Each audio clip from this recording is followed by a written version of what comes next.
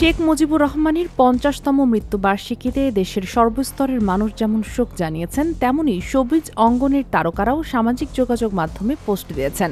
শাকিব খান, জয়া আহসান, পিয়া জান্নাতুল ও ইরফান সাজ্জাদ সহ অনেক জনপ্রিয় মুখ সেই তালিকায় ছিলেন। কিন্তু এই শোক বার্তা ঘিরেই তৈরি হয় নতুন বিতর্ক।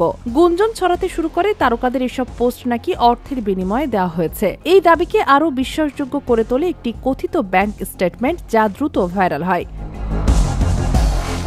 স্টেটমেন্টে দেখা যায় অভিনেত্রী মেহের আফরোজ শাওন তার একটি স্ট্যান্ডার্ড চার্টার্ড ব্যাংক অ্যাকাউন্ট থেকে ১৩ থেকে ১৪ আগস্টের মধ্যে ৯ জনকে ২০,০০০ টাকা করে পাঠিয়েছেন।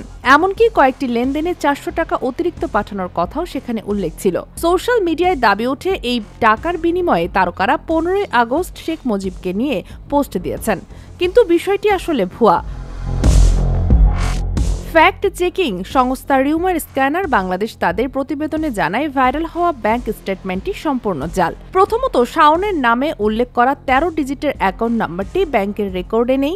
স্ট্যান্ডার্ড চার্টার্ড ব্যাংক কখনোই ওই ধরনের নাম্বারে কোনো অ্যাকাউন্ট খোলেনি। দ্বিতীয়ত, প্রচলিত ব্যাংক স্টেটমেন্টে কোনো বেনিফিশিয়ারির নাম বা অ্যাকাউন্ট নম্বর উল্লেখ থাকে না, অথচ এই ভুয়া কপিতে একাধিক বেনিফিশিয়ারির নাম, এমনকি ব্র্যাকেটে আলাদা করে উল্লেখ ছিল, যা অস্বাভাবিক। তৃতীয়ত, অনলাইনে পাওয়া ভুয়া টেমপ্লেট ব্যবহার করে ভিন্ন ভিন্ন ব্যাংকের লোগো বসিয়ে স্টেটমেন্ট বানানো যায়।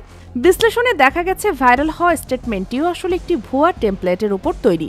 এসব প্রমাণের ভিত্তিতে রিউমার স্ক্যানার নিশ্চিত করেছে ১৫ই আগস্ট উপলক্ষে পোস্ট দেওয়ার জন্য অর্থ লেনদেন হয়েছে। এ ধরনের দাবিতে যে স্টেটমেন্ট ঘুরছে তা সম্পূর্ণ মিথ্যা ও গুজব। Sheikh Masuma, Daily Our, Bangladesh.